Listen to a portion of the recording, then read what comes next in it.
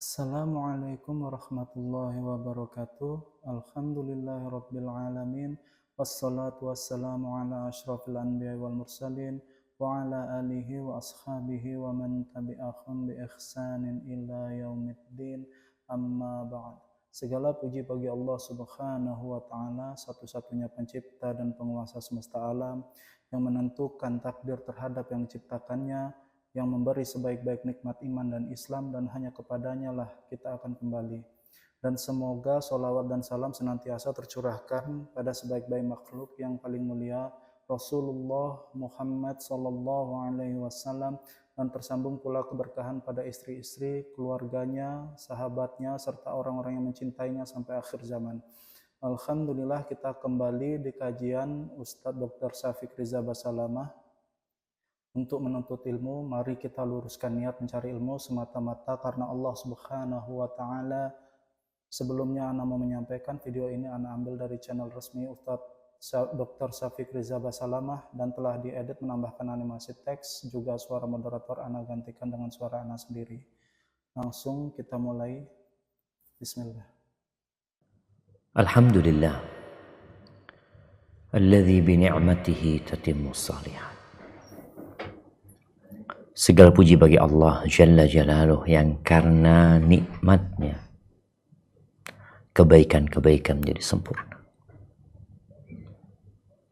Ketaatan yang dapat kita lakukan, dosa yang dapat kita jauhi, itu karena Allah yang membimbing dan memberikan petunjuk kepada kita.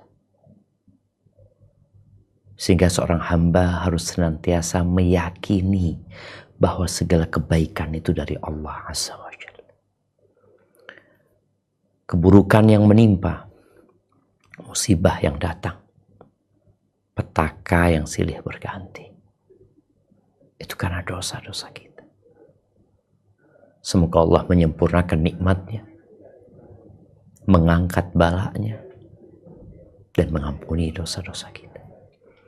Allahumma salli wa sallim ala abdika wa rasulika sayyidina wa maulana Muhammad wa ala alihi wa ashabi ajma'in. Ya Allah, semoga salawat dan salam, berkah dan nikmat senantiasa Engkau curahkan untuk hamba kekasih-Mu, untuk baginda Nabi kita Muhammad alaihi salatu wassalam, untuk keluarga beliau, untuk istri-istri beliau, untuk putra-putri beliau, dan untuk seluruh sahabat Nabi.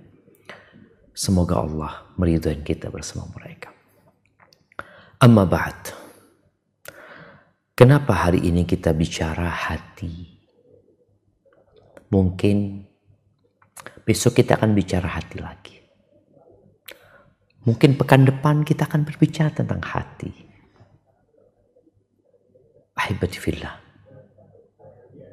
kita harus sering-sering menjalani perawatan hati.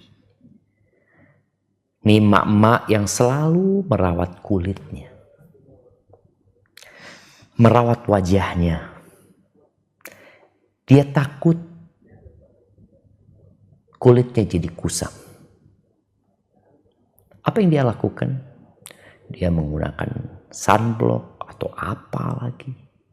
Belum nanti ada berbagai macam krim yang harus dia gunakan. Setelah itu adanya vitamin yang dia konsumsi. Plus olahraga. Plus makanan-makanan sehat. Ada kekhawatiran dia wajahnya menjadi keriput. Wanita takut. Tapi pernahkah kita takut hati kita kusam? Sehingga kita menghindarkannya dari penyebab-penyebab kekusaman. Hati kita sakit. Sehingga kita berusaha bagaimana mengobatinya. Kadangkala terapi dilakukan. Rasulullah sallallahu alaihi wasallam mengatakan, ala inna fil jasadi mudghah Sesungguhnya di dalam tubuh itu ada satu organ. Idza salahat salaha sairu jasadi. Kalau organ ini yang nggak besar dia, segumpal yang bisa dikunyah. Kalau itu baik, semua jadi baik. Tapi kalau dia kusam, semuanya kusam. Dia rusak, semuanya rusak. Dia sakit, semuanya rusak. Apa? Jantung. Yang kita perlu memberikan perhatian khusus dengan jantung kita.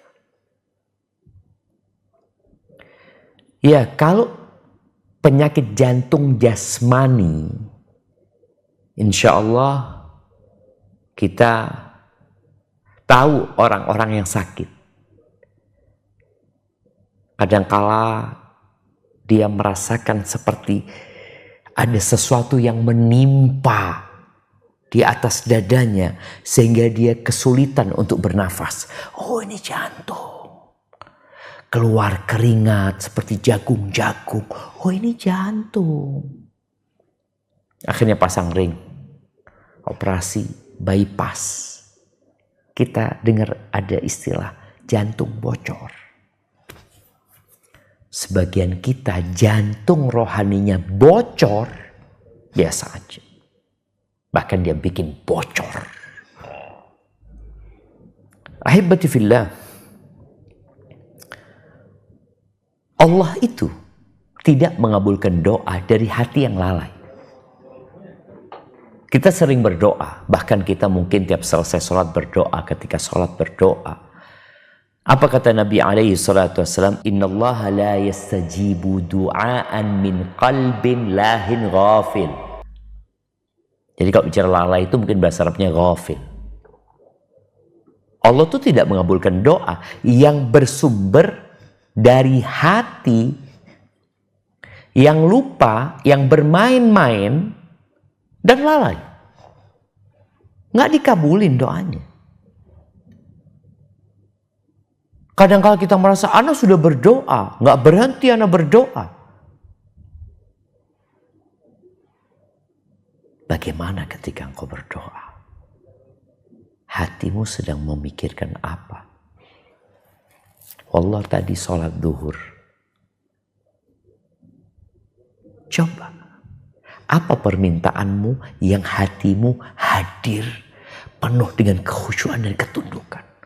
Boleh jadi ketika ruku kita membaca subhanakallahumma bihamdika Allahumma gfirli, ya hanya sekedar rutinitas. Selesai sholat kita membaca qul huwallahu ahad, qul a'udzu birabbil falaq, qul a'udzu birabbin nas. Ditanya apa artinya ketika engkau mengatakan qul a'udzu birabbil falaq? Engkau sedang apa? Apa artinya? Min syarri ma khalaq. Apa artinya? Wa min syarri ghasiqin idza waqab. Engkau sedang minta apa sama Allah? Ya enggak, ana sekedar, ya itu kan zikir yang disunnahkan, maka ana baca. Iya, kita membacanya karena itu sebagai sunnah. Tapi engkau kalau ingin dikabulkan, engkau hayati. Kalau sekedar engkau ingin pahala, ya dikasih pahala. Allah tuh maha baik. Kita baca Quran nggak tahu artinya dikasih pahala. Kita berzikir ya tanpa menghayati, insya Allah tetap dapat pahala. Tapi kalau engkau ingin mendapatkan apa yang engkau inginkan, hadirkan hatimu. Dan Rasulullah SAW mengatakan Inna lillahi aniyatan min ahlil ardh. Sesungguhnya Allah itu memiliki wadah. Ada wadahnya Allah yang Allah tinggal di bumi ini. Ya, ada wadah milik Allah yang Allah tinggal di muka bumi ini. Bayangin ya, kalau ada ini wadahnya presiden nih, ini tempatnya presiden. Ini Allah taruh wadah di sini, di muka bumi ini. Dititipin di hamba-hambanya. Wa aniyatu rabbikum, dan wadah Tuhan kalian, kata Nabi SAW, qulubu ibadihi salihin. Hatinya orang-orang yang soleh, itu wadahnya Allah Azza wa Jalla. Wa ahabbuha ilaih. Kan banyak wadahnya nih. Mana yang paling dicintai Allah Azza wa Jalla? Alyanuha wa araquha. Yang paling lembut, yang paling tipis. Masya Allah. Kita tahu ya, yang lembut itu kena kasar dikit, dia langsung terjaga. Dicolek dikit, netes air matanya. Ada hati yang lembut. Dia melihat kezaliman. Dia melihat pembantaian saudara-saudara di Gaza. Hatinya miris, ya Allah. Kok kayak gitu? Yo, nggak lalai dia. Dia ingat. Ya manusia lupa. Diingatkan langsung ingat. Ahibati fillah. Di surat Al-Anbiya ayat 1 sampai 3. Ini ayat turun 1445 tahun yang lalu. Sudah hampir 15 abad. Pada masa itu manusia udah lalai. Lalai dengan kenapa dia diciptakan. Lalai dengan maslahat dia, manfaat dia yang seharusnya dia dapatkan. Itu 15 abad yang lalu. Yang sarana hiburan, sarana liburan, ya, berbagai macam fasilitas yang membuat orang semakin lalai. Sekarang ini semakin banyak. Dulu habis Isya orang tidur. Nggak ada listrik. Nggak ada listrik. Mau apa? Nggak ada listrik. Tenang, damai. Sekarang 24 jam. Orang bisa terjaga. Kita lihat, ada restoran 24 jam, minimarket 24 jam. Apalagi yang 24 jam. Subhanallah ya. Emangnya orang itu nggak tidur? 24 jam mereka kerja. Ya, pabrik-pabrik yang dulu 8 jam kerja. Mereka berpikir, oh jangan 8 jam kerja gimana, kata dia. Sayang, kan masih sisa 16 jam. Oh, dibikin shift. Bagaimana pabrik itu beroperasi 24 jam. Nyari apa engkau? Adalah yang dicari. Coba kita baca firman Allah di surat Al-Anbiya ayat 1 sampai 3. Tafadhol. A'udzu billahi minasy syaithanir rajim. اقترب للناس حسابهم وهم في غفلة معرضون. Telah dekat kepada manusia hari menghisap segala amalan mereka, sedang mereka berada dalam kelalaian lagi berpaling darinya. ما يأتيهم من ذكر من ربهم محدث إلا استمعوه وهم يلعبون. Tidak datang kepada mereka suatu ayat Al-Quran pun yang baru diturunkan dari Tuhan mereka, melainkan mereka mendengarnya sedang mereka bermain-main. لاهية قلوبهم وأسروا النجوى الذين ظلموا هل هذا إلا بشر مثلكم أفتأتون السحر وأنتم تبصرون. Lagi hati mereka dalam keadaan lalai dan mereka yang zalim itu merahasiakan pembicaraan mereka, orang ini tidak lain hanyalah seorang manusia jua seperti kamu. Maka apakah kamu menerima sihir itu padahal kamu menyaksikannya? Ahibati fillah. Gimana ya? Allah menyebutkan tentang kondisi manusia di masa turunnya wahyu ini. Padahal udah dekat waktu penghisapan mereka. Orang tuh kalau tahu bahwa akan ada satu event yang dia harus menghadirinya, dia sebagai pembicara, dia sebagai orang penting di sana, kita akan lihat apa persiapan dia. Dia akan sampai sebelum waktunya. Dia akan mempersiapkan segalanya. Tapi kalau orang lalai, tahu-tahu ditelepon, Mas, Ini 1 menit lagi engkau maju ke depan loh. Emangnya acara apa? Sedangkan yang dihadapi oleh manusia ini adalah waktu penghisapan dia. Yang tidak meninggalkan yang besar dan kecil kecuali akan dihisap. Sejak dia balik. Ya, tapi gimana? Quran dibacakan bermain-main. Oh, kemarin Ramadan ana hatam Al-Quran. Setelah itu, ya udah selesai. Sekarang lalai lagi hatinya. Sibuk melakukan aktivitas yang hanya untuk memuaskan syahwat. Dia tidak ingin ada 1 menit dari hidupnya yang hilang. Kecuali dia menikmatin untuk bersenang-senang. Untuk berhappy-happy. Kita lihat ya tayangan-tayangan di televisi. Tayangan-tayangan di handphone kita, di berbagai media sosial. Yang tidak mendidik, tidak memberikan manfaat, tidak membuat dia semakin kaya, tidak membuat dia semakin sehat. Yang ada semakin lalai dan lalai. Membuat dia tertawa, terbahak-bahak. Ahibati fillah. Dunia ini bukan tempat bersenang-senang. Semua kesenangan dunia berbalut dengan kepahitan. Kita lihat BPJS. Itu bukti bahwa manusia berada di tempat penderitaan. Kita lihat rumah sakit dibangun lagi.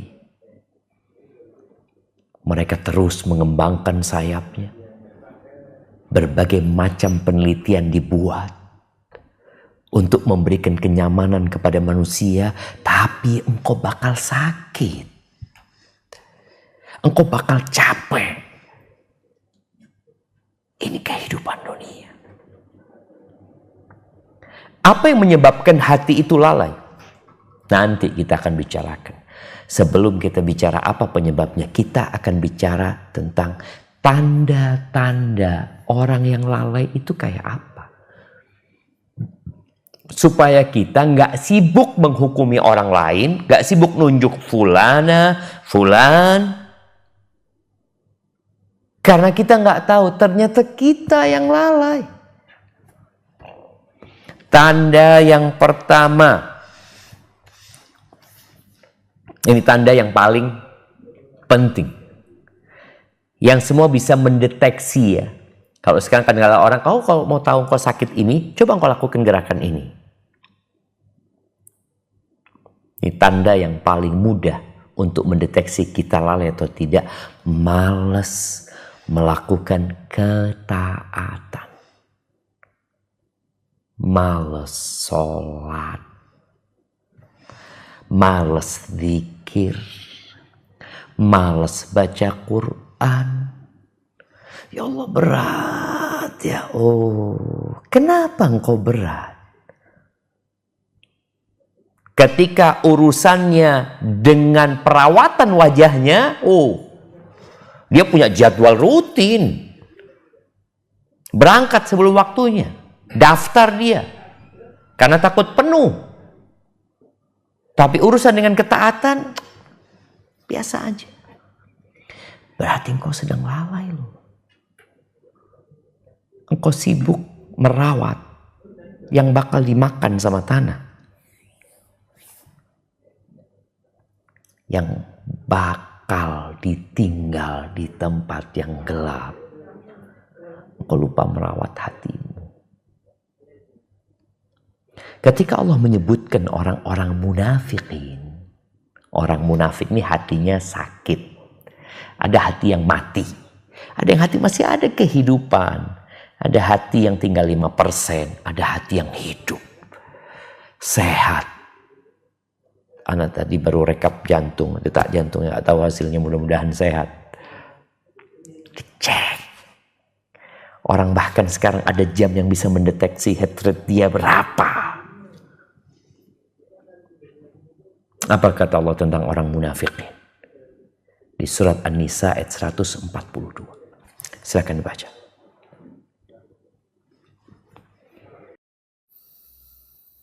Innal munafiqina yukhadi'una Allah wa huwa khadi'uhum wa idza qamu ila as-salati qamu kusala yura'una an-nasa wa la yadhkuruna Allah illa qalila. Sesungguhnya orang-orang munafik itu menipu Allah, dan Allah akan membalas tipuan mereka, dan apabila mereka berdiri untuk sholat, mereka berdiri dengan malas. Mereka bermaksud ria dengan sholat di hadapan manusia, dan tidaklah mereka menyebut Allah kecuali sedikit sekali. Itu tanda kita lalai, malas. Ya Allah. Target gak tercapai. Kita lihat Ramadannya, bagaimana kita nggak lalai. Memang tadi ada hal yang harus kita lakukan agar kita nggak lalai. Tapi tanda ini tolong checklist kita. Kayaknya anak masuk nih. Nah, sejak Ramadan sampai masuk tanggal 7 Dzulqa'dah, aku belum hatam Quran lagi. Engkau kemana? Engkau ngapain aja? Nggak ada waktu. Waktumu buat apa? Kadang-kala kita scrolling di HP kita berjam-jam. Lalu kita mengatakan nggak punya waktu. Cek penggunaan handphone kita. Berapa jam buat TikTok? Berapa menit buat berita?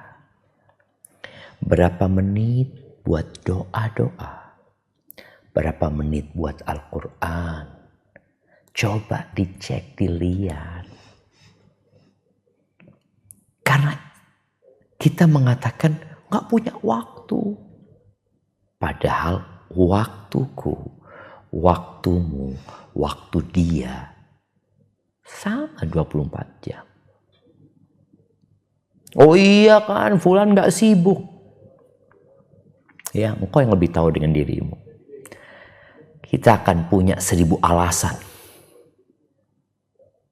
kenapa kita malas melakukan ketaatan. Yang kedua, tanda orang yang lalai hatinya meremehkan dosa. Dan dia terjerumus dalam perbuatan dosa, merasa, tenanglah. Kan dosa kecil. Allah Maha Pengampun, Maha Penyayang. Padahal kemarin Ramadan kita jaga, jangan sampai berbuat dosa. Ini habis Ramadan jadi meremehkan dosa. Padahal Nabi SAW mengatakan, iyyakum wa muhaqqaratid dzunub. Hati-hati kalian ya. Dengan dosa-dosa yang diremehkan, hati-hati. Fa inna laha minallahi taliban. Allah siapkan penggugat khusus untuk dosa-dosa itu.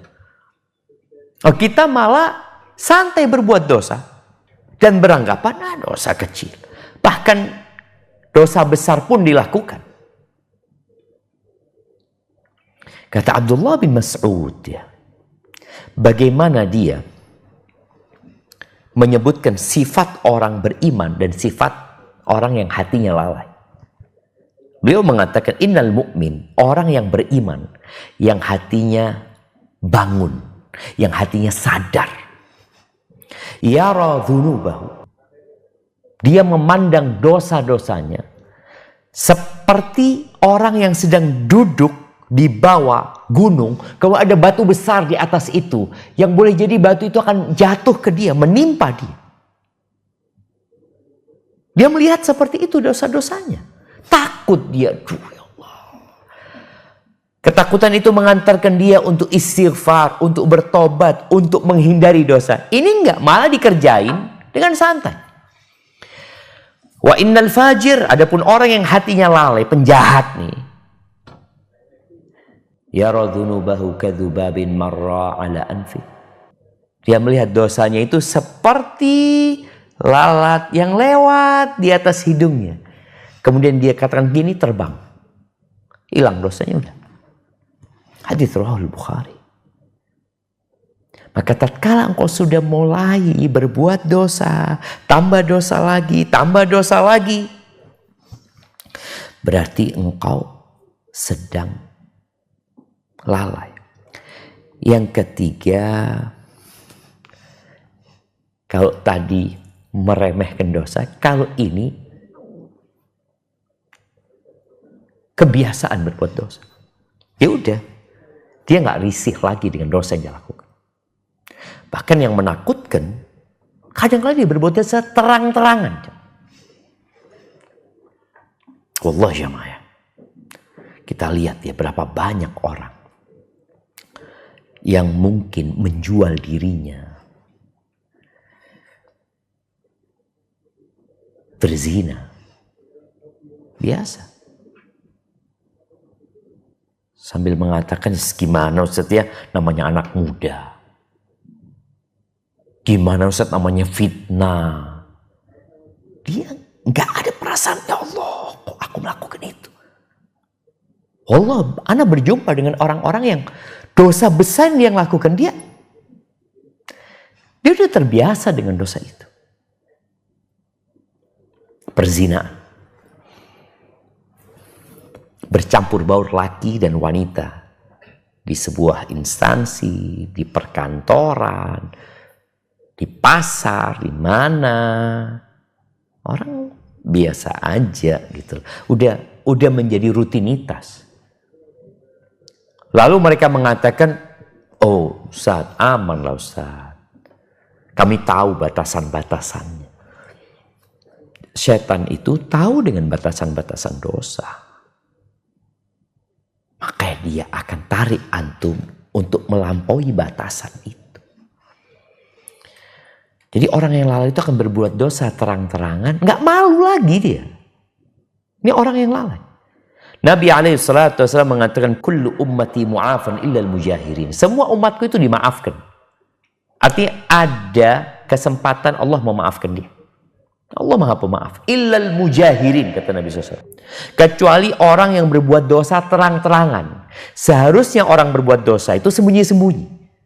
Makanya Nabi SAW ketika ditanya tentang dosa, dosa itu apa ya Rasulullah? Qala ma haka fi nafsika wa taraddada fi sadrika wa karihta an yattali alaihin nas. Dosa itu sesuatu yang menyesakkan dadamu, ya, yang kau nggak ingin orang lain tahu. Itu dosa. Jadi makanya orang kalau berbuat dosa itu sembunyi-sembunyi, nggak ingin ketahuan. Tapi nih, ada orang berbuat dosa terang-terangan, dia tampilkan, dia ambil handphonenya, dia tunjukkan ketika dia berbuat dosa. Kata Nabi SAW, semua umatku dimaafkan kecuali yang berbuat dosa terang-terangan. Wa inna minal mujahara, termasuk berbuat dosa terang-terangan. Ayya'malar rajulu bil laili amalan. Ini orang berbuat dosa di malam hari sendirian, nggak ada yang tahu dia melakukan dosa. Thumma yusbi wa qad satarahullah. Sampai pagi Allah tutupin, nggak ada yang tahu sama dosa dia. Fayaqul ya fulan. Lalu ketemu sohibnya di kantor, ngobrol, ngomong, fulan, tadi malam aku melakukan ini dan itu. Dia ceritakan dosa kepada teman-temannya. Ini termasuk orang-orang yang nggak diampuni. Waqad bata yasturuhu rabbuh. Padahal di malam hari Allah tutupi dosanya. Di pagi hari dia singkap sitar, tirai yang dengannya Allah nutupin dosa dia. Na'udzubillah min dzalik. Yang keempat,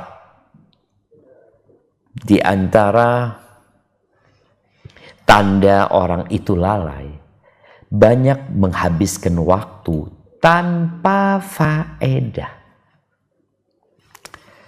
Kita tahu waktu ini nikmat dari Allah. Waktu itu lebih berharga daripada uang. Antum bisa bayangin orang yang buang uangnya, yang bakar uangnya, yang menghambur-hamburkan uangnya. Apa kata masyarakat? Ya Allah, kesian nih, akalnya nggak lengkap. Tapi banyak di antara kita menghamburkan waktunya yang lebih berharga daripada uang. Kalau di bar dikatakan time is money, ya? Enggak. Uang hilang bisa dicari, waktu hilang nggak bisa dicari, udah. Tapi kita melihat bagaimana orang menghamburkan uangnya, menghamburkan waktunya. Dia nongkrong, sekarang kita lihat ya, berbagai macam kafe di mana-mana. Di malam hari yang sebenarnya malam hari ini waktu untuk baca Quran, waktu untuk mendekatkan diri kepada Allah Azza wa Jalla. Dia habis isya nongkrong sampai hampir subuh. Enggak Ustaz, kami enggak berbuat dosa Ustaz. Enggak, kami cuma ngobrol. Iya, hatimu lalai. Waktumu itu lebih mahal loh daripada uangmu. Makanya kata Nabi SAW, ni'matani maghbunun fihima katsirun minan nas. Ada dua nikmat yang banyak manusia lalai, tertipu dengan dua nikmat itu. Nggak dapat memanfaatkan nikmat itu. Apa? As-sihha wal faragh. Sehat dan waktu luang. Sehat dan waktu luang. Makanya kalau antum banyak menghabiskan waktu untuk hal-hal yang tidak berguna, berarti antum lalai. Baca Quran 1 juz nggak bisa, 3 jam ngobrol bisa. Bisa. Naik sepeda. Oh, naik sepeda kan sehat. Nah, kok bisa naik sepeda? 1 jam, 2 jam. Naik gunung berjam-jam. Manfaat. Tapi datang kajian gak mampu. Ini orang-orang yang lalai. Maka lihat. Mereka yang sibuk main game. Main lagi. Main lagi. Sampai di Masjidil Haram pun main. Sampai iktikaf di masjid pun main. Udah di bulan Ramadan, di rumah Allah, main game. Enggak Ustaz, ini game bukan game dosa Ustaz. Apa yang kau dapatkan? Di waktu yang mulia, di tempat yang mulia, ini orang-orang lalai jemaah. Baik. Itu kira-kira 4 hal yang dengannya kita tahu kita itu lalai. Malas, meremehkan dosa, biasa berbuat dosa, kemudian menggunakan waktu untuk hal-hal yang kurang berguna, apalagi tidak berguna. Bukan dosa nih ya, enggak. Itu orang lalai. Kita lihat bagaimana ketika kita kuliah, ada teman-teman kita yang lalai. Sehingga ketika waktu ujian, ketika waktu penyerahan skripsi, enggak juga. Padahal waktunya lebih banyak dia luangnya. Penyebab dari itu semua, yang pertama adalah cinta dunia. Kita tuh terlalu cinta sama dunia. Seakan-akan kita akan hidup selama-lamanya. Padahal engkau melihat bagaimana itu bayi berubah menjadi balita, kemudian menjadi anak-anak yang balik, menjadi remaja, dewasa, tua, mati. Engkau gak akan muda selamanya. Engkau gak akan kuat selamanya. Tapi kecintaan kepada dunia, ya akhirnya menjadikan semuanya itu terlupakan. Ya Allah memang sudah menjadikan cinta dunia ada dalam diri kita. Tapi jangan sampai berlebihan antum. Ada akhirat loh. Ya, istrinya Fir'aun. Walaupun dia tinggal di istana, dia gak lalai. Makanya dia berdoa minta dibangunkan rumah di surga. Istrinya Nabi Nuh, walaupun hidup di rumahnya Nabi, lalai. Karena dia pikir dunia ini adalah tempat pertama dan terakhir. Enggak, ini baru permulaan. Coba kita baca firman Allah Azza wa Jalla. di surat Ar-Rum ayat 6-7 supaya kita tahu ya bahwa cinta dunia ini penyebab utama orang itu lalai hatinya. Nah, silakan dibaca. وعد الله لا يخلف الله وعده ولكن أكثر الناس لا يعلمون. Sebagai janji yang sebenar-benarnya dari Allah, Allah tidak akan menyalahi janjinya, tetapi kebanyakan manusia tidak mengetahui. يعلمون ظاهرا من الحياة الدنيا وهم عن الآخرة هم غافلون. Mereka hanya mengetahui yang lahir saja dari kehidupan dunia, sedang mereka tentang kehidupan akhirat adalah lalai. Lihat tuh jemaah. Urusan dunia semangat dia. Nggak pernah telat. Sebagai pegawai teladan. Dapat bonus. Dapat Nobel. Urusan apa? Dunia. Kalau urusan dia jangan ditanya. Dia selalu Masya Allah. Orang yang terbaik di kantornya. Mungkin terbaik di Indonesia. Tapi akhirat, wahum anil akhirati hum ghafilun. Lalai dia. Semua keringat yang dia teteskan, semua tenaga yang dia habiskan hanya untuk dunia. Maka mak-mak tadi anak ingatkan ya, tolong jangan hanya sibuk dengan urusan skincare, jantung care, hati care. Perhatikan. Karena kecintaan kepada dunia ini kau akan berpikir, oh aku harus dapat ini, dapat itu. Pinter orang ini dalam urusan dunia. Masya Allah, jangan ditanya. Lanjut sekolah lagi, lanjut sekolah lagi. Dipromosikan, naik jabatan lagi, naik jabatan lagi. Ya, kau mau kemana? Jabatan yang engkau duduki sekarang. Dulu ada orang yang duduk di situ. Ya. Terus kemana orang itu? Nggak ada udah. Kemana? Pergi. Bosen dia? Enggak. Waktunya udah habis. Game over. Orang paling takut dengan game over ketika main game. Dia punya nyawa satu hilang. Oh sedih. Nyawa kedua hilang. Sedih. Tahu-tahu nyawa ketiga hilang. Game over. Dia berpikir bagaimana nyawanya bertambah. Bertahan. Dunia. Maka ahibati fillah, Nabi SAW, subhanallah, bagaimana mengingatkan para sahabatnya. Dan Allah dalam Al-Quran berulang kali diingetin tentang urusan dunia ini. Yang kedua, penyebab orang lalai itu bodoh tentang Tuhan. Cinta dunia, nggak kenal sama Allah Azza wa Jalla. Kita lihat ya, tadi orang kalau sudah sibuk dengan dunianya, waktunya untuk bermain ini, main ini, pertandingan ini, pertandingan. Oke, ada hal-hal yang boleh. Tapi ketika engkau terus-terusan melakukan itu, kapan engkau mempersiapkan diri untuk akhiratmu? Maka di sini ada orang yang nggak kenal sama Allah Azza wa Jalla. Tuh kaki Allah yang ngasih loh. Dua mata tuh Allah yang kasih.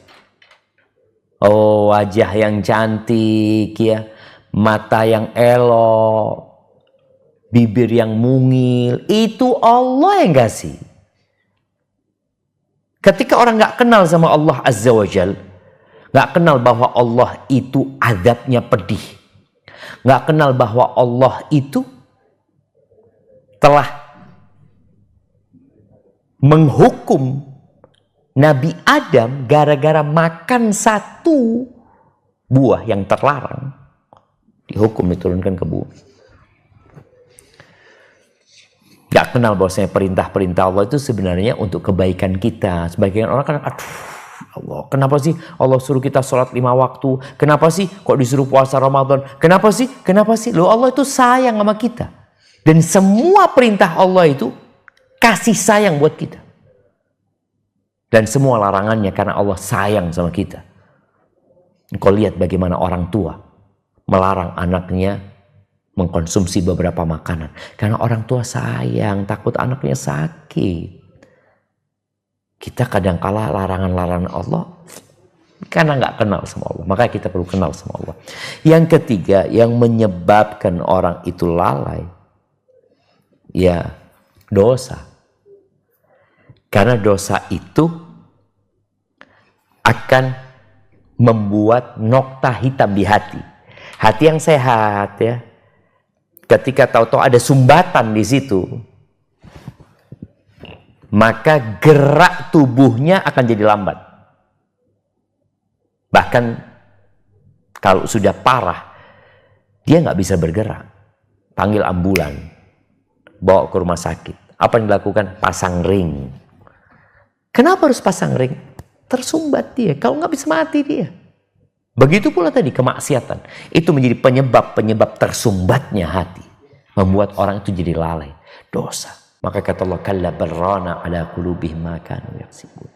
Itu amalan mereka menyebabkan jantung itu tersumbat. Tertutupi. Jadinya sakit. Dan kalau bicara kemaksiatan ya, di situ ada kelezatan. Makanya ada orang yang menikmatin ya, anggap makanan ya. Yang lezat, dia makan, gula-gula manis-manis, ya Allah dia makan, enak ini Ustaz, zen. Tahu-tahu gulanya jadi 400. Asam urat, kolesterol.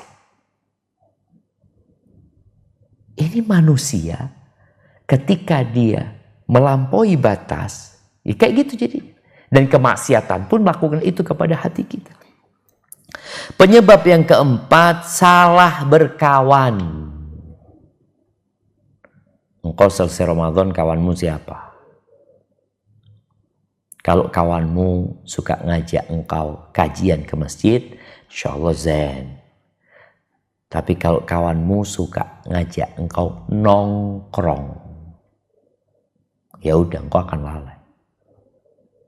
Yang dibicarakan dunia, dan dunia, Rasul sallallahu alaihi wasallam benar-benar menyuruh kita berhati-hati memilih kawan. Karena itu menjadi penyebab orang itu lalai. Sebagian kita berkawan dengan orang yang selalu sholat 5 waktu di masjid. Dengar azan, masjid. Tapi kalau kawanmu nggak pernah ke masjid, nggak sholat, maka engkau akan jadi seperti dia. Oleh karena Nabi alaihissalatu mengatakan, la tusahib illa mu'min. Jangan bersahabat kecuali dengan orang yang beriman. Yang hatinya terjaga. Jangan sama orang yang lalai. Wa la yakul ta'amaka illa taqi. Dan jangan makan makananmu kecuali orang yang bertakwa. Kau mengundang orang ke rumahmu, kumpul di rumahmu, jangan semua orang engkau ajak ke rumahmu. Yang bertakwa kepada Allah Azza wa Jalla. Kemudian yang kelima yang menyebabkan orang lalai itu terlalu panjang angan-angannya. Ini, mau itu. Kita lihat ya. Jadi ada orang itu yang ambisinya dunia. Maka dia punya angan, aku kepinginnya ini, aku kepinginnya ini, aku kepinginnya ini. Nggak selesai-selesai. Apa kata Allah Azza wa Jalla tentang orang-orang ini? Allah sebutkan di surat Al-Hijr ayat 3. Surat Al-Hijr ayat 3. Coba dibaca. Nah. Zarhum ya'kulu wa yatamatta'u wa yulhihimul amalu fasawfa ya'lamun. Biarkanlah mereka di dunia ini makan dan bersenang-senang dan dilalaikan oleh angan-angan kosong, maka kelak mereka akan mengetahui akibat perbuatan mereka. Tuh, angan-angan kosong ya. Menghayal. Bukan bekerja tapi menghayal. Kepingin ini, kepingin itu. Maka akhirnya dia lalai. Dan manusia ini kadang-kala sampai tua lalai. Nabi alaihissalatu wassalam mengatakan, Yahrum ibnu Adam. Anaknya Adam itu jadi tua. Wajahnya udah keriput. Rambutnya sudah mulai beruban. Punggungnya mulai sakit-sakitan. Bahkan kadangkala udah naik kursi roda. Udah tua dia. Wa tashibbu minhu ithnatan. Tapi ada dua yang tetap muda. Fisiknya tua, tapi ada dua yang tetap muda dalam dirinya. Apa? Al-hirsu 'alal mal wal hirsu 'alal umur. Ambisi kepada harta dan ambisi kepada umur panjang. Ambisi dan angan-angan ini tetap jamaah, tetap muda. Makanya kalau lihat orang tua, kok kayak gini nih orang. Maka hendaklah kita berhati-hati. Yang keenam, yang menyebabkan orang itu lalai hatinya, banyak ngomong. Banyak ngomong dalam selain zikrullah tabaraka wa ta'ala. Makanya orang kalau banyak ngomong itu, ya kita lihat ya acara kongkow tadi di kafe, di jalanan malam hari. Mereka ngapain sih? Ngobrol. Ngomong aja. Kata Abdullah bin Umar radhiyallahu ta'ala anhu dalam sebuah athar, La tukthirul kalam bi ghairi dzikrillah. Jangan kalian banyak ngomong selain mengingat Allah Azza wa Jalla. Fa inna kathratal kalam bi ghairi dzikrillah qaswatun lil qalbi. Karena banyak ngomong itu, kalau nggak ada zikrullah di sana, itu hanya akan membuat hati keras. Wa inna ab'adan nas minallah. Orang yang paling jauh sama Allah itu orang yang hatinya keras. Maka tolong acara ngobrol-ngobrol itu dikurangin. Ya kita punya kawan.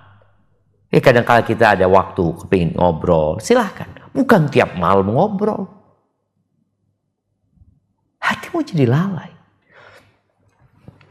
Dan majelis yang ada zikirnya di sana, ya malaikat akan turun. Kemudian yang ketujuh, lupa dengan kematian dan hari akhir. Jadi orang ini udahlah lupa sama mati. Sehingga dia terus berburu dunia dan lupa dengan akhiratnya. Terus yang terakhir, apa obatnya? Kita udah tahu tandanya, kita udah tahu sebabnya. Obatnya apa? Obat yang pertama, iya, mengenal Allah Azza wa Jalla. Mengenal yang menciptakan kita. Mengenal yang memberikan lisan kepada kita. Mengenal Allah yang membuat jantung kita dapat berdetak. Makanya orang yang kenal sama Allah itu akan lebih takut sama Allah Azza wa Jalla. Dikatakan oleh Allah, innama yakhshallah min ibadil ulama. Yang takut kepada Allah dari hamba-hambanya itu siapa? Ya ulama.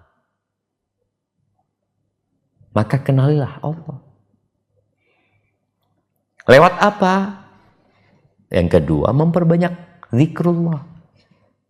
Ingat sama Allah. Baca subhanallah. Loh, subhanallah ini maha suci Allah. Apa sih makna subhanallah? Kapan terakhir kita mengkaji tentang makna subhanallah? Alhamdulillah. Allahu Akbar. Orang yang berzikir, itu hatinya akan hidup. Jantungnya akan terus berdetak. Dia jadi ingat. Dia jadi nggak lalai. Kata Nabi SAW, Mathalul ladzi yadhkuru rabbahu walladzi la yadhkuru rabbahu mathlul hayy wal mayyit. Permisalan orang yang mengingat Allah dan yang tidak mengingat Allah seperti orang mati sama hidup. Maka coba sekarang ketika engkau santai, taruh handphonemu. Terus ngapain? Udah. Baca la ilaha illallah. La ilaha illallah. La ilaha illallah. Engkau biasanya pegang handphone berapa menit? Aduh, Ustaz, kalau pegang misalnya setengah jam, oke lah. Kau dzikir 15 menit. Separuhnya. Mampu? Mampu. Mau? Terserah engkau. Yang ketiga, menghadiri majelis ilmu. Majelis ilmu itu taman surga. Makanya ketika ada kajian, usahakan kita nyempatkan diri untuk hadir kajian. Karena orang habis datang kajian itu, ya Allah semangat ya. Jadi ingat, yang awalnya jadi ingat. Tapi ketika dia jarang kajian, ya udah anak cuma sebulan sekali. Kan nggak apa-apa Ustaz, kan nggak wajib menghadiri majelis ilmu. Iya. Tapi engkau lihat orang-orang yang berolahraga, padahal umurnya sudah tua. Kita lihat ya kalau ada orang tua jalan di alun-alun, jalan pagi, jalan sore. Anda kalau ngelihat orang itu, Anda berpikir, oh kayaknya orang ini kena jantung. Dia disuruh dokter untuk olahraga. Maka di sini kalau engkau ingin gak lalai, disuruh menghadiri majelis ilmu. Dan tanda Allah ingin kebaikan kepada seseorang itu, yang ada itu belajar agama gitu loh. Man yuridillahu bihi khairan yufaqihu fiddin. Yang keempat, baca Quran. Dan artinya, jangan cuma baca hurufnya doang, tolong baca sama artinya. Kata Allah Azza wa Jalla, inna hadzal Qur'an yahdi lillati hiya aqwam. Ini Quran menunjukkan kepada jalan yang paling lurus. Wa nunazzilu minal Qur'ani ma huwa syifa. Kami turunkan Al-Quran itu sebagai syifa, sebagai penyembuh. Hati-hati yang lalai ini. Engkau akan baca dalam Al-Quran banyak cerita. Manusia itu suka cerita. Engkau akan baca ceritanya Nabi Musa. Engkau akan baca ceritanya Nabi Yunus. Engkau akan baca ceritanya Nabi Yusuf. Engkau akan baca ceritanya Nabi Isa, Nabi Nuh, Nabi Musa. Yang banyak diceritakannya. Banyak cerita di situ.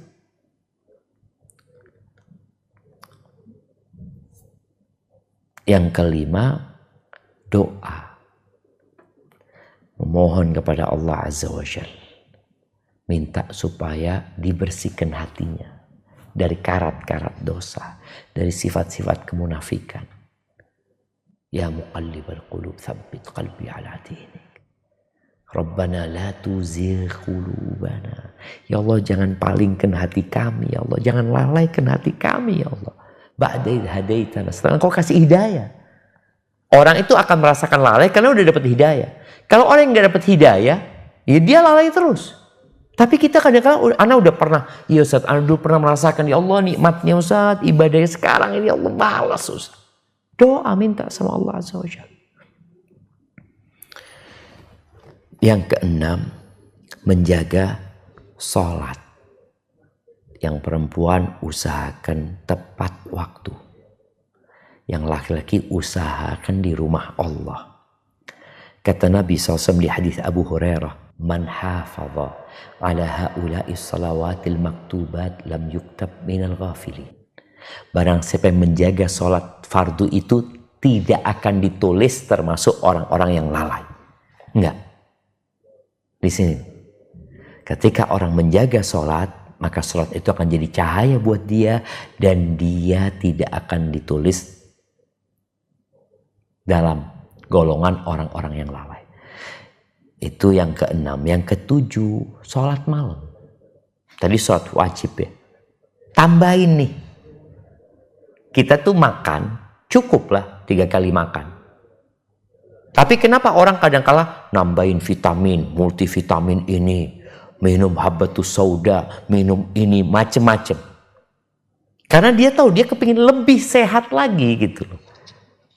Jadi orang yang lalai tadi, engkau sudah jaga sholat 5 waktu, tolong tambahin sholat malam. Sholat rawatib jelasnya yang paling utama, kemudian sholat malam. Karena kata Nabi sallallahu alaihi wasallam, "Man qama bi asyri ayatin lam yuktab minal ghafilin."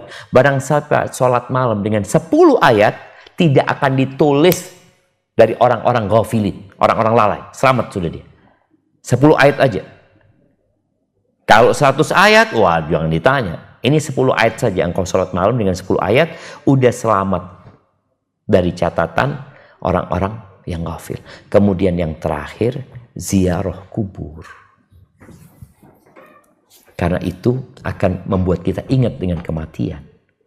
Dan ingat dengan kematian membuat jantung kita jadi hidup kembali dan tidak lalai.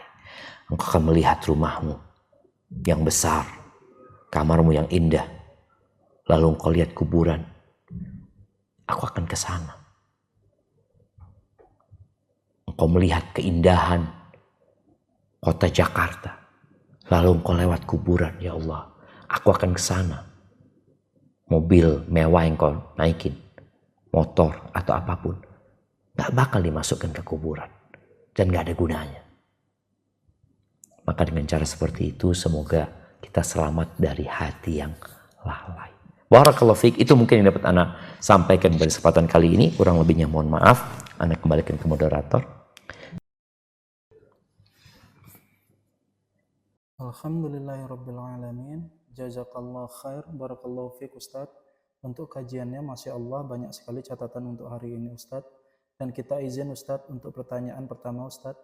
Bismillah. Assalamualaikum warahmatullahi wabarakatuh.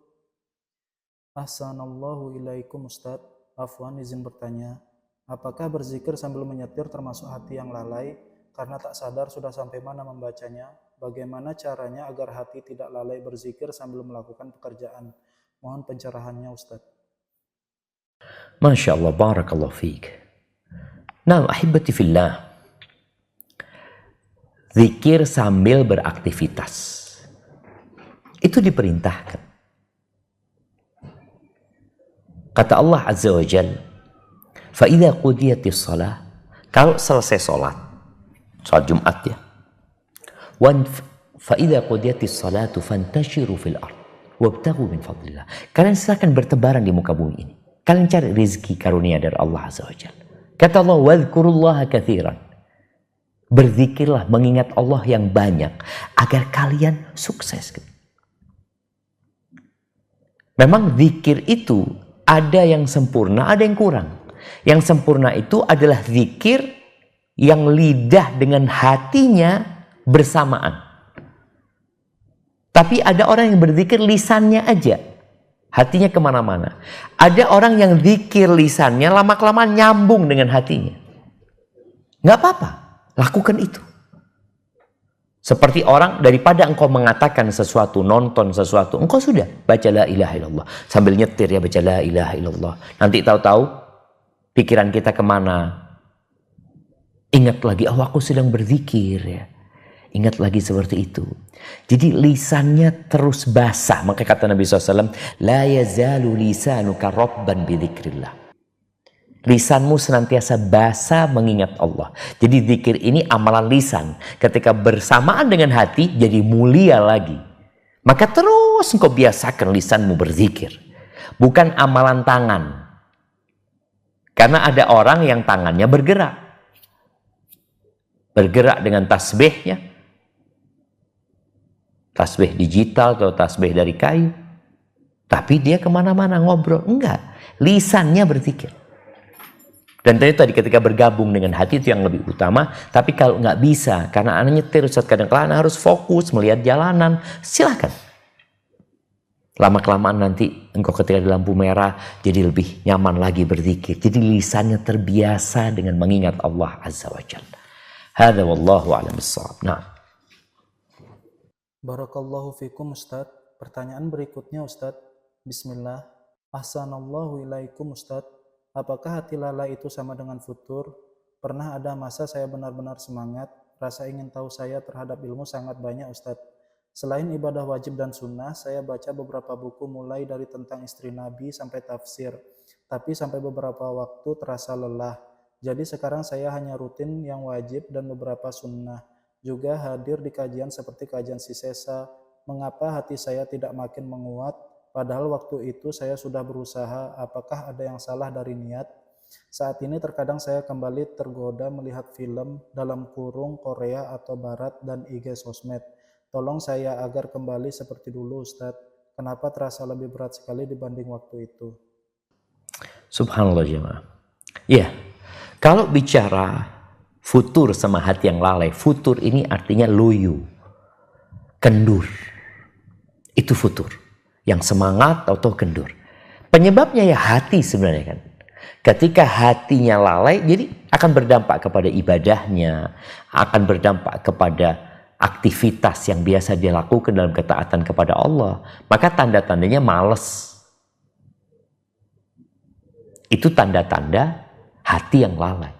Muncul di raganya. Kalau tadi suka baca tafsir, sekarang males ya. Hadir kajian yang nggak seperti dulu. Apa penyebabnya? Tadi kita sebutkan penyebabnya. Boleh jadi ada dosa yang kita kerjakan. Boleh jadi ada angan-angan panjang yang sedang ada dalam pikiran kita. Sehingga untuk melakukan ketaatan itu jadi berat. Berat sekali. Lebih mudah berbuat dosa. Tadi yang awalnya kita menjauhin dosa tersebut, sekarang jadi dekat-dekat ke sana kita. Itu tanda-tanda hati yang lalai. Apa yang harus dilakukan? Tadi kita sudah sebutkan. Di antaranya memperbanyak zikir. Maka nasihat ana untuk saat ini yang tadi engkau katakan berat untuk melakukan ketaatan kembali, yang kau ambil satu tadi. Perbanyak zikir sudah. Zikir ini amalan yang ringan. Yang kau tidak membutuhkan harus pakai ruku, mukena, enggak. Engkau bisa duduk sudah. Pokoknya ketika hatimu lalai tadi dalam kondisi malas berbuat ketaatan, nih ketaatan yang mudah engkau duduk. Sambil nyapu, la ilaha illallah, baca la haula wa la quwata illa billah, la haula wa la. Terus engkau biasakan ini. Akan ada penjagaan dari Allah. Akan ada penguatan di jantung. Tadi seperti jantung yang awalnya lemah, kemudian dilatih dengan olahraga, pelan-pelan ya, jalan lagi, lama-lama jadi sehat. Kembali seperti semula. Maka dengan memperbanyak zikrullah, semoga karat-karat yang ada di hati. Di antara zikrullah ada istighfar, bertobat kepada Allah Azza wa Jalla. Maka insya Allah dengan cara seperti itu, engkau akan semangat lagi. Kalau sekarang engkau mencukupkan dengan yang wajib dan beberapa sunnah, alhamdulillah. Tapi kalau akhirnya engkau melakukan yang haram dan kemudian mulai biasa dengan yang haram, yang awalnya lewat engkau tinggalin, sekarang engkau berhentikan. Maka engkau sepertinya harus dibawa ke IGD. Kan ada penanganan khusus kadang-kala. Tapi sebelum itu tadi, Anda sampaikan, cobalah engkau sekarang perbanyak zikir. Habis sholat jangan kemana-mana, udah zikir. Zikir yang biasa habis sholat. Dan usahakan zikirnya dengan lisan dan ikuti dengan hati. Tadi apa sih makna subhanallah? Aku baca subhanallah ini apa maknanya sih? Mudah-mudahan dengan cara seperti itu hatimu jadi bangkit kembali. Kemudian loyo dalam melakukan ibadah itu akan berubah jadi semangat. Karena memang manusia seperti itu sejatinya. Ada masa dia itu semangat, ada masa dia loyo. Tapi jangan sampai lalai hatinya. Kemudian, ya sudah, meninggalkan semua ketaatan kepada Allah Azza wa Jalla, sibuk mengumpulkan dunia. Hadza wallahu a'lam bissawab. Nah. Jazakallahu khair Ustadz. Pertanyaan berikutnya Ustadz. Assalamualaikum ilaikum Ustadz. Apakah ciri hati yang tidak lalai itu adalah bisa merasakan kenikmatan beribadah?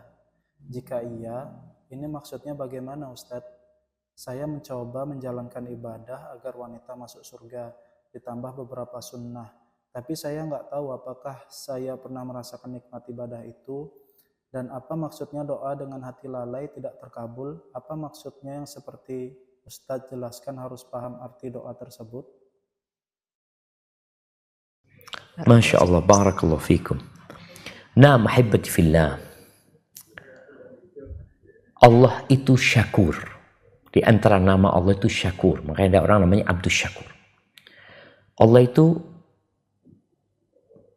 maha mensyukuri. Orang beramal dikit, Allah kasih balasan yang banyak. amalan dan ketaatan yang dilakukan hamba di dunia ini, Allah akan balas sebelum di akhirat nanti. Balasan di dunia ini tadi merasakan kelezatan dari ibadah tersebut.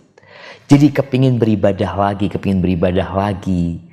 Sebagaimana Nabi SAW mengatakan kepada Bilal, Bilal qum fa'arih, Nabi sholat, Bilal bangkit Bilal, bikin kami rehat dengan sholat, menikmatin sholat itu. Seperti itu Nabi SAW. Jadi ketika kita beribadah, kemudian kita kok nggak merasakan enaknya beribadah, kok nggak kepingin lagi kita ngulangin ibadah tersebut, kok kita masih terbebani dengan ibadah tersebut, berarti ada masalah dengan ibadah kita. Boleh jadi di niat kita. Boleh jadi di syarat dan rukunnya. Makanya antum lihat ya, ada orang yang karena sudah enak olahraga, dia merasakan, aku kenapa kok suka olahraga gitu loh. Aku merasakan nikmatnya olahraga, jadi nggak ingin berhenti. Begitu pula tadi ada orang, engkau kok baca Quran terus sih? Ya aku merasakan nikmat baca Quran. Kalau engkau belum merasakan itu, ya kita perlu perhatikan, ada masalah apa dengan kita. Dan kata Nabi SAW, "Dzaqa ta'mal iman", akan merasakan lezatnya keimanan itu orang yang memiliki 3 kriteria. Man radiya billahi rabba, yang ridho Allah sebagai Tuhannya. Ridho, apapun takdir Allah, enak, gak enak, pahit, manis, dia ridho. Allah Tuhanku sudah. Aku tahu Allah itu Maha Pengasih, Maha Penyayang. Kan ada sebagian kita sampai saat ini masih merasa, aku kok dikasih musibah ini? Kenapa Allah melakukan itu kepadaku? Kenapa? Ini orang gak akan merasakan nikmatnya iman. Gak akan merasakan nikmatnya ibadah. Karena hatinya gak ridho Allah sebagai Tuhan. Bahkan dia berpikir seharusnya gak kayak gini. Hatinya penuh dengan iri dan dengki nantinya. Gimana dia akan merasakan nikmatnya beribadah? Nikmatnya ketaatan. Wabil Islami dia ridho dengan ajaran Islam. Dia tahu, oh Allah perintahkan, dia kerjakan. Lu kenapa kau kerjakan itu? Itu kan perintahnya Allah. Ini agama kita. Wabi Muhammadin SAW Nabiya. Dia ridho Nabi Muhammad sebagai nabinya. Itu diantara yang bagaimana kita bisa menumbuhkan dalam diri kita sehingga kita merasakan lezatnya beribadah. Anak enak banget saat kalau habis sholat malam itu, ya Allah, lego katanya orang Jawa. Anak bisa ngadu sama Allah Azza wa Jalla. Habis berzikir dia merasakan ada yang lain sama anak.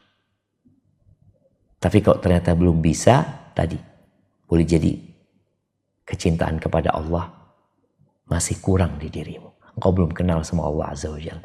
Sehingga kadang-kala dengan aturan sang pencipta atau dengan takdir yang mungkin tidak enak yang menimpamu, engkau masih merasakan kenapa? Kok bisa seperti itu? Engkau belum mengatakan qadarullah wa masya'a fa'al. Engkau belum mengatakan inna lillah wa inna ilaihi raji'un. Adapun pertanyaan yang kedua berkaitan dengan hati yang lalai. Hati yang lalai adalah hati yang memang tidak menghayati apa yang dia pinta. Dia sedang memohon, tapi hatinya memikirkan yang lain. Artinya dia nggak serius dengan apa yang dia pinta. Ini hati yang lalai. Tapi ketika dia serius, bagaimana dia ketika berdoa memohon sama Allah, ya, sampai kadang-kala orang itu menggerakkan tangannya, sampai dia meneteskan air mata. Ini sungguh-sungguh doanya. Minta. Tapi ada orang yang nggak lalai, dia minta. Cuma apa artinya? Nggak tahu lah, pokoknya Ana minta sama ini doanya Nabi SAW. Aku minta pokoknya. Dia nggak lalai, tapi dia tidak menghayati apa yang dia baca. Ingat ada 2 kondisi ini. Ada kondisi orang yang dia minta. Ketika ditanya, kau minta apa? Aku nggak tahu ya. Aku lupa sama artinya. Tapi ini doa dari Nabi SAW. Aku yakin yang diminta baik. Pokoknya aku minta sudah. Nah, akan lebih baik lagi ketika dia seperti itu dan dia tahu sama artinya. Ketika dia mengatakan, Allahumma inni as'alukal huda. Ya Allah, aku minta kepadamu hidayah ya Allah. Minta aku ya Allah. Jangan disesatkan aku ya Allah. Wattuqa, aku minta ketakwaan ya Allah. Sehingga aku terhindar dari dosa-dosa. Jadi benar-benar hatinya bersama yang dia pinta. Hadza wallahu a'lam bissawab. Nah.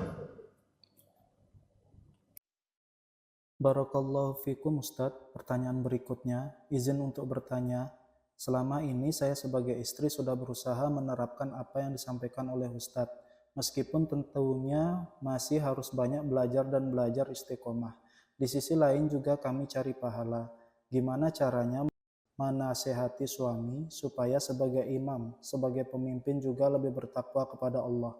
Karena dia pemimpin kita yang membimbing istri, gak cinta sama dunia, bertambah takwanya, istiqomah terus, jadi rumah terasa taman surga dan madrasah buat anak-anaknya. Masya Allah, barakallahu fiik. Nah, ahibati fillah, tatkala suami istri itu satu frekuensi, tatkala suami istri itu nggak lalai hatinya, visi dan misinya sama menuju kepada Allah Azza wa Jalla, maka indah. Tapi kalau salah satunya ke timur, salah satunya ke barat, maka jadi ujian buat salah satu di antara mereka. Dan boleh jadi ujian itulah yang akan mengangkat derajatnya, menghapuskan dosa-dosanya. Apa yang harus dilakukan seorang istri ketika suaminya nggak sejalan? Maka yang pertama adalah berdoa. Bagaimana dia berdoa memohon kepada Allah buat dirinya dan keluarganya. Terus sebut nama suamimu. Terus minta sama Allah SWT. Kemudian yang kedua, jadilah contoh yang baik. Sebelum mengajari dan mengajak suami. Biarkan suamimu melihat bagaimana dirimu setelah engkau belajar. Yang ketiga, lebih melayani suami. Lebih melayani suami. Karena suamimu adalah surgamu atau neraka. Oke, dia punya banyak kekurangan, dia masih belum ini dan itu. Tapi engkau jangan kurang seperti dia. Engkau yang lebih, berikan lebih kepada suamimu. Melayani dengan lebih, mencintai dengan lebih, sehingga ketika dia ada di rumah, dia benar-benar merasakan sesuatu yang berbeda di istrinya. Dia merasa istrinya lebih baik daripada yang dulu, lebih peduli sama dirinya, nggak marah-marah lagi istrinya, nggak mudah ngambek umpamanya. Urusan rumah beres, suami datang disambut. Kan ada istri-istri yang udah gak pernah nyambut suaminya. Males, biarlah, capek. Tapi setelah dia belajar, dia tahu suaminya datang jam berapa, dia tunggu di depan pintu. Suami datang, dia sambut, dia bukakan pintu. Sehingga suami merasakan ada something nih sama istrinya. Setelah itu, disitulah engkau bisa membuka obrolan. Ngobrol sama suami. Contoh obrolan yang bisa dibuka, bang, kita ini sebenarnya kita mau kemana sih bang? Kita mau bawa anak-anak kita kemana? Apalagi kalau habis mendengar kawannya mati umpamanya. Ini jadi momentum untuk mengetuk pintu hatinya. Bang, subhanallah ya, fulan udah pergi, ya. Istrinya ditinggal, anaknya ditinggal. Atau fulana udah nikah lagi bang. Suaminya di kuburan udah habis, dilupakan. Maka ini mungkin menjadi sarana untuk mengingatkan suami. Sekali-kali datang ziarah kubur, tadi kita bicarakan sama suami, bang, kayaknya kita lama gak ziarah ke kubur orang tua, bang, yuk kita ziarah yuk. Orang tua yang di sana, ingat ya Allah ya. Ini menjadi sarana sekali lagi untuk melembutkan hati ya, sambil diingatkan. Mau duduk sama suami, bang aku boleh gak minta waktu? Sehari, 10 menit lah bang. Ngapain? Aku mau ngaji sama engkau. Pas 10 menit, jangan lama-lama. Mungkin kita dapat setengah halaman sama suami. Bacaanku tolong dikoreksi. Atau minta suami yang bacakan artinya. Jadi ada hal-hal yang bisa kita lakukan. Mudah-mudahan proses itu akhirnya mengantarkan suami jadi dapat hidayah. Hadza wallahu a'lam bissawab. Jazakallahu khair Ustadz. Pertanyaan berikutnya, Bismillah. Ustadz, Afwan bertanya, kapan baiknya mulai mengajarkan agar hati anak-anak terlatih tidak lalai Dengan kondisi zaman sekarang sulit melepaskan anak-anak dari gadget atau game. Meski sudah mengirimkan anak-anak ke pesantren, saat libur tetap bergaul dengan teman-temannya dan tidak bisa dilarang. Begitu juga dengan anak perempuan, Ustadz suka jalan ke mall bareng temannya. Belum lagi masih suka dengar musik dari sosmed. Pernah saya coba stop semua itu, malah anak-anak berontak tidak mau balik ke pesantren. Jadi saya bolehkan asal mereka tetap belajar agama. Mohon pencerahannya Ustadz. Masya Allah, barakallahu fiik. Iya jemaah, jadi memang kadangkala kita itu tidak bisa menghilangkan kemungkaran. Ada kondisi nggak bisa menghilangkan kemungkaran. Apa yang dilakukan? Memperkecil kemungkaran, mengurangi kemungkaran. Kalau 10 kemungkaran gimana jadi 9. 1 hilang, alhamdulillah. 2 hilang, tapi masih banyak, alhamdulillah. Kita bersyukur. Nanti kurang jadi 7. Bagaimana cara kita, anak-anak ini perlu dikasih tahu bahwa dia sudah dihisap. Karena kadangkala pendidikan yang liberal ya, yang mereka mengatakan anak-anak yang masih di bawah umur nggak apa-apa lah. Makanya kenapa kemungkaran banyak terjadi di anak-anak. Perzinaan di anak-anak SMP sudah terjadi, SMA. Karena dikatakan oh mereka masih di bawah umur. Enggak. Mereka di bawah umur sebelum baligh. Oke, kalau pengadilan dunia, kita sampaikan pengadilan dunia di bawah umur itu ada umur batasan. Tapi pengadilan akhirat di bawah umur itu sebelum baligh. Setelah baligh semuanya ditulis. Maka berkaitan dengan gadget. Bagaimana kita kasih arahan kepada anak-anak untuk memanfaatkan gadget. Nih, bagaimana kau menggunakan gadget itu untuk bikin video, konten yang bermanfaat ya. Silakan. Kemudian juga kebanyakan kita kan hanya ngasih waktu. Engkau boleh pakai jam sekian sampai jam sekian. Taib. Setelah dikasih waktu, anak itu ditanya. Ibu mau tanya, engkau dari jam 6 sampai jam 7 tuh pegang handphone, dapat apa? Coba bagi-bagi sama kita nih. Sama adik-adiknya, sama kakaknya. Engkau dapat apa di sana? Sehingga dia selalu berpikir ketika dia buka, iya aku dapat apa? Kadangkala mereka lupa, ini namanya lalai. Bahwa mereka nggak dapat apa-apa. Kalau bicara hiburan, terhibur, habis gitu, balik lagi. Berarti engkau belum terhibur. Besok balik lagi, engkau belum terhibur jadinya. Orang kok terhibur udah semangat selesai. Enggak. Engkau tidak terhibur. Engkau tapi terlena. Dan lalai. Maka orang tua tadi, bagaimana mengajak anaknya untuk berpikir. Dijadikan anak ini dewasa. Karena dia sudah dewasa sebenarnya. Kegiatan-kegiatan aktivitas di rumah itu ya diajak anak. Seperti cuci piring, ya, nyetrika. Karena ada orang tua yang mengatakan, nggak usah nyetrika, biar pembantu yang nyetrika. Nanti rusak semua. Engkau merusak anakmu. Lebih baik baju itu rusak disetrika anak daripada anak yang jadi rusak. Diajarin, sabar. Orang tua sulit ngajarin anaknya. Sehingga dia ngerjakan sendiri. Dia tahu kalau anaknya cuci piring butuh waktu setengah jam. Kalau dia 5 menit. Maka dia kerjakan sendiri.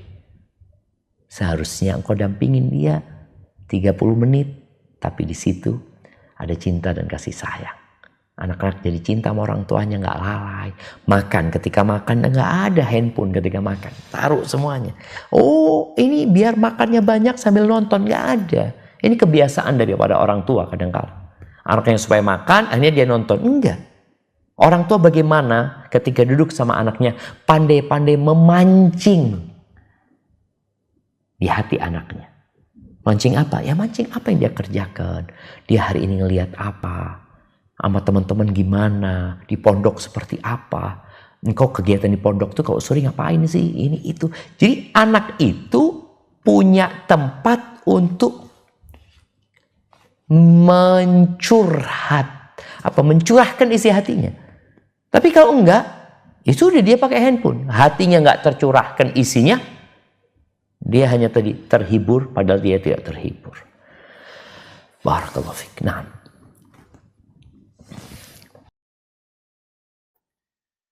Jazakallah khair Ustadz.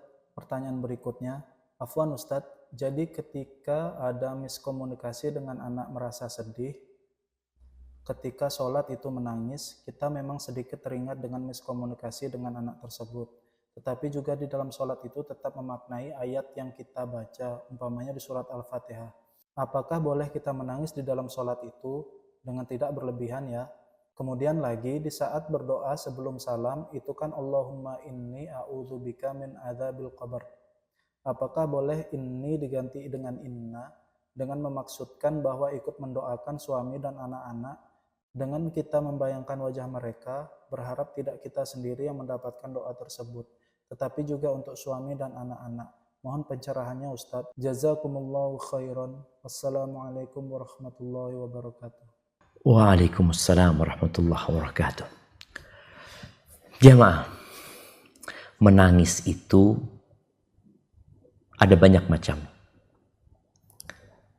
Ada menangis karena sakit, merintih, sampai meneteskan air mata. Ada menangis karena sedih. Ada menangis karena haru. Ada menangis karena takut kepada Allah SWT. Maka ketika orang sholat, kadang-kala dia menangis karena ingat sama anaknya.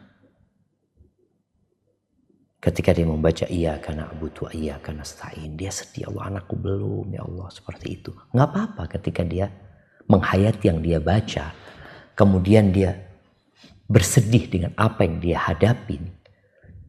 Tapi yang lebih utama ketika dia menangis karena takut kepada Allah Azza wa Jalla.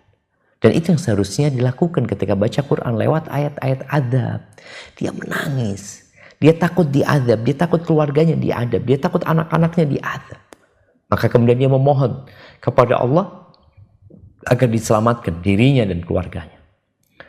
Adapun kalau bicara doa di penghujung sholat ya, dengan tadi kita mengatakan inna na'udzubika, dengan memasukkan anak. Wallahu a'lam bishawab ya. Tapi kalau kita lihat doanya Nabi Ibrahim umpamanya, beliau tidak mengatakan inna, beliau mengatakan inni.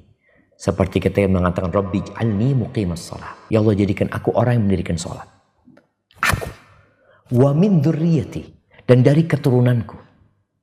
Mungkin engkau membaca buat engkau, lalu engkau katakan dalam doa, ya Allah, aku minta ini juga buat keluargaku, ya Allah.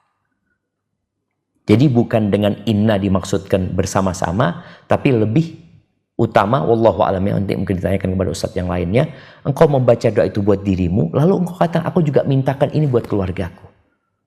Wajinubni, Nabi Ibrahim mengatakan hindarkan aku, wabaniya, dan anak keturunanku ya Allah.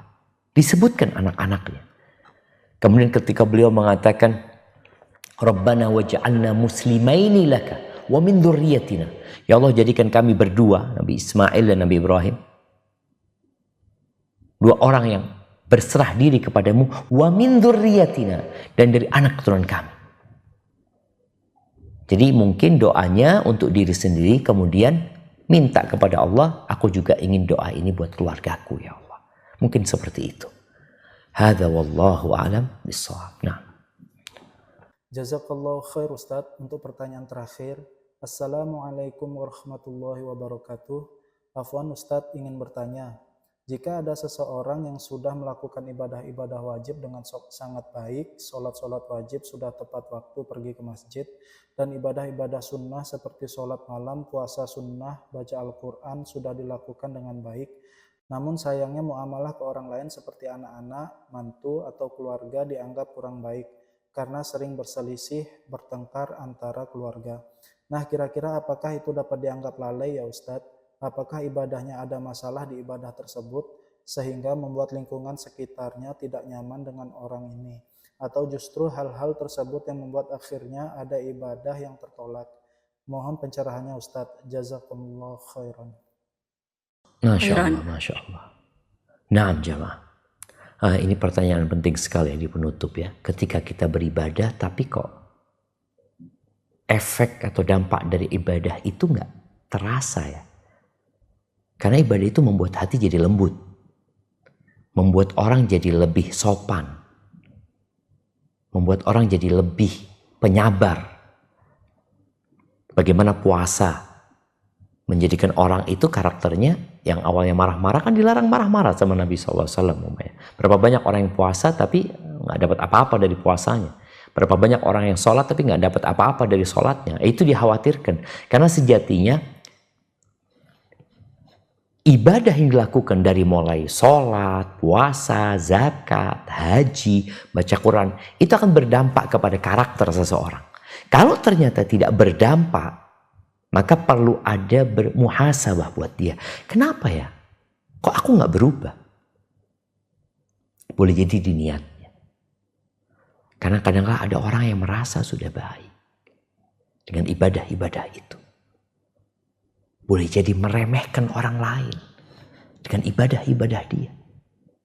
Dan kita tahu yang menjadi korek api yang pertama kalinya nantinya, itu orang yang ahli ibadah. Tapi karena nggak ikhlas ya, karena ria, akhirnya akan berdampak seperti itu. Pokoknya gini, orang ketika beribadah kemudian tidak mendapatkan manfaat, tidak merasakan kelezatan ibadah tersebut, maka perlu ada muhasabah. Dan kita tahu bicara dosa, dosa itu ada 3. Ada dosa yang Allah nggak akan ampunin, yaitu syirik ya. Ada dosa yang Allah tidak akan tinggalkan, akan ada hisapnya, itu dosa sesama manusia. Ada 3 dosa Allah nggak peduli, selain syirik. Allah akan kasih ampunan kalau Allah mau. Tapi berkaitan dengan hablum minan nas ini berbahaya sekali.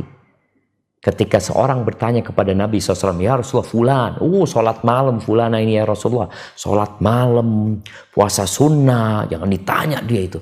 Tapi kalau ngomong pedas suka nyakiti tetangganya. Apa kata Nabi SAW? La khaira fiha, nggak baik orang itu, nggak ada baiknya, neraka tempat. Karena ternyata ibadahnya nggak berdampak kepada karakter dia, kepada muamalah dia. Sedangkan fulan yang sholatnya cuma sholat wajib, biasa-biasa aja, puasanya puasa Ramadan, tapi dia suka berbuat baik kepada tetangganya, membantu mereka. Kata Nabi SAW, yang ini yang di surga.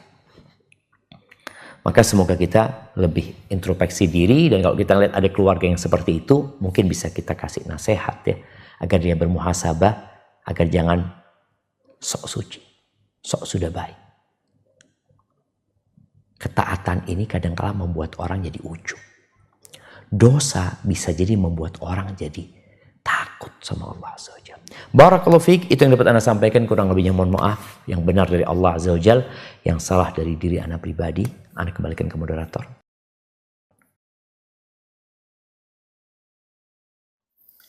Alhamdulillah bi ni'matihi tatimus shalihat. Mudah-mudahan kita bisa sama-sama mengamalkan ilmu dari kajian ini dan istiqomah. Amin ya rabbal alamin. Demikian kajian kali ini, kurang lebihnya mohon maaf. Subhanakallahumma wa bihamdika asyhadu an la ilaha illa anta astaghfiruka wa atubu ilaik. Wassalamualaikum warahmatullahi wabarakatuh.